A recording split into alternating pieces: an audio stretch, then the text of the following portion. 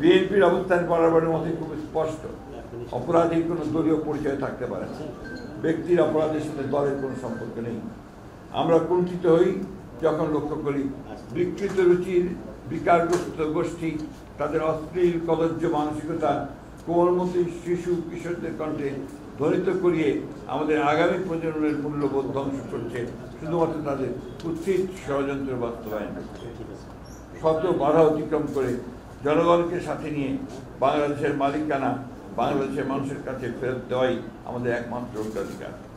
বিগত 17 বছরের দীর্ঘ সংগ্রামে আমাদের কষ্টার্জিত সফলতা ব্যর্থ করার কোনো সুযোগ নেই।